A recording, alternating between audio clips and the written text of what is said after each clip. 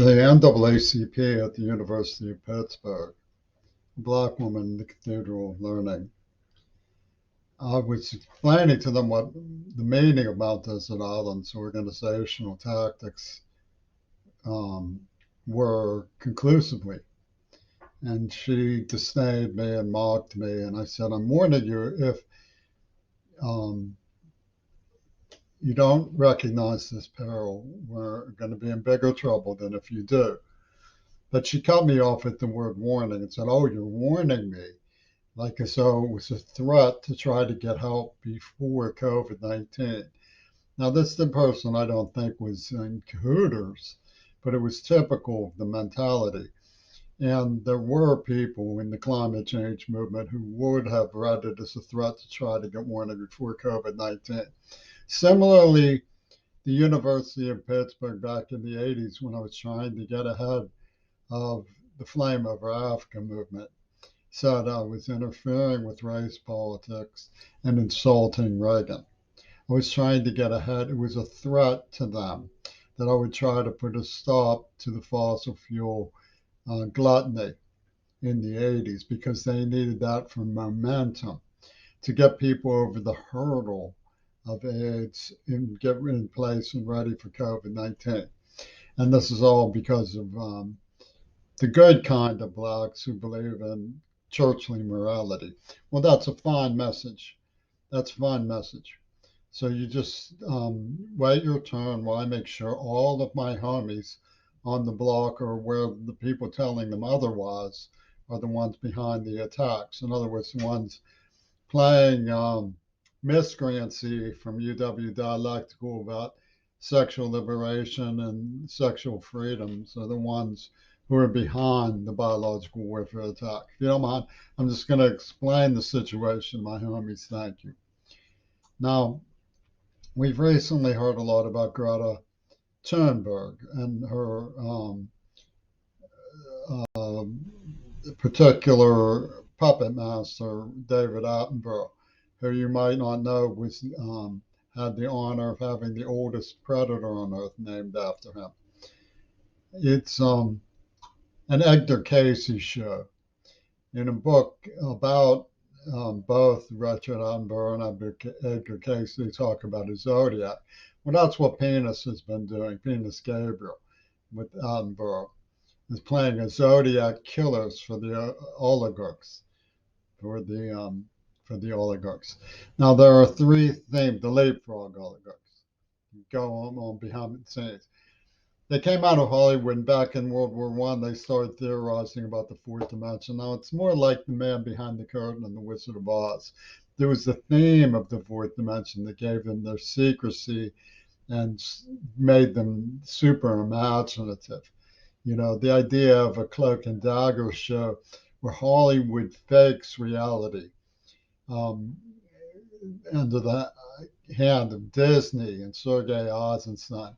It's what was going on. Church of England's control through King Edward over Hollywood, holy war for Hollywood. And there's three themes that come out. Now, the reason I detect these things and other people don't probably isn't just because of the script and the experience of being lied to and set up with inside information and finding nobody was interested, but because I'm falsely accused, nightmare false accusation, but because I'm deaf and so I have to use the CC when I look at old movies. Films, I got access to films from Japan and so forth.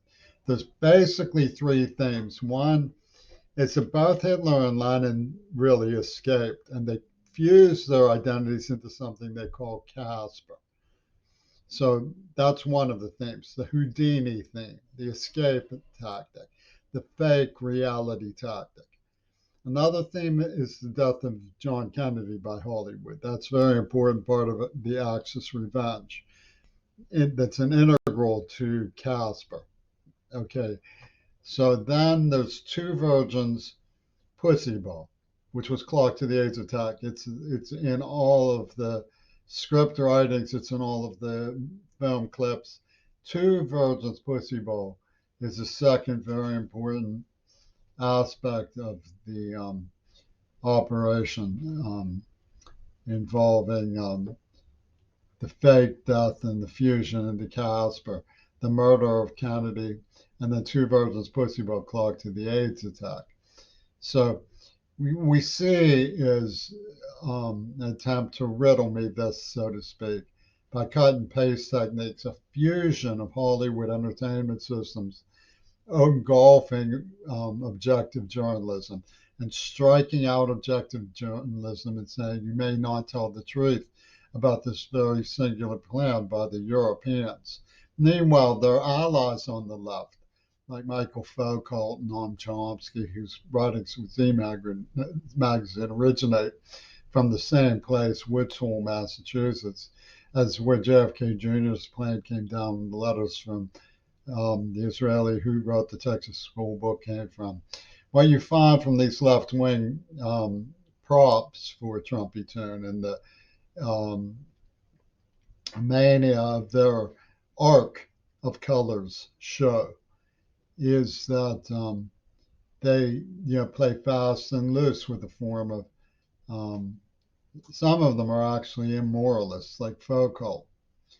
And Foucault went to meet with the Ayatollah Khomeini during the famous triangle fundamentalists, Reagan, Gorbanifar, and the Ayatollahs in Israel, the fundamentalist tripartite system that was selling Exocet missiles to raise money to bomb poor people in Latin America.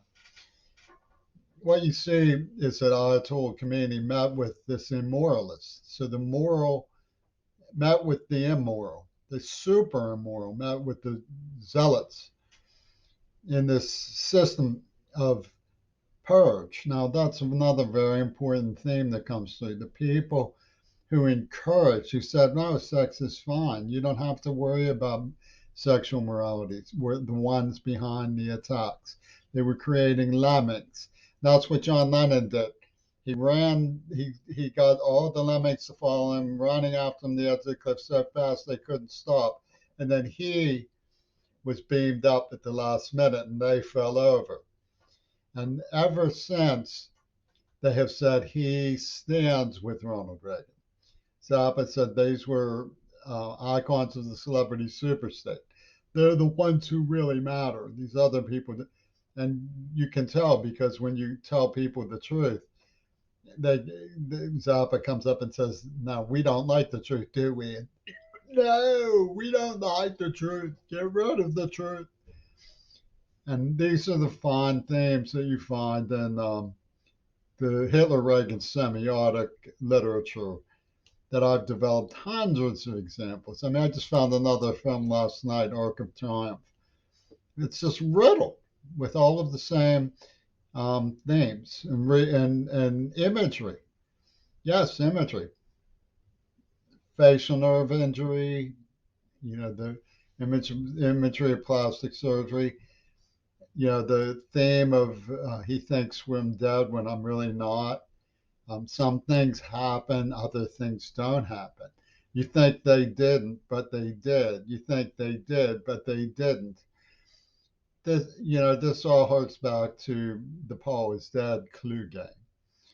It's a way of playing fast and loose with reality for Hollywood. You are what Hollywood wants you to believe.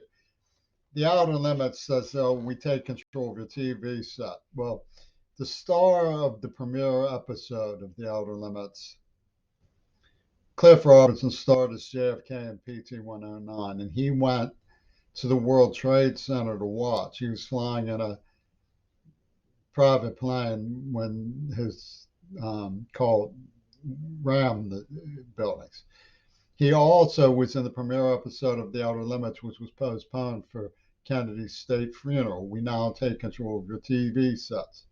And Diamond Gullis, who was photographed standing with an open stiletto in front of the World Trade Center.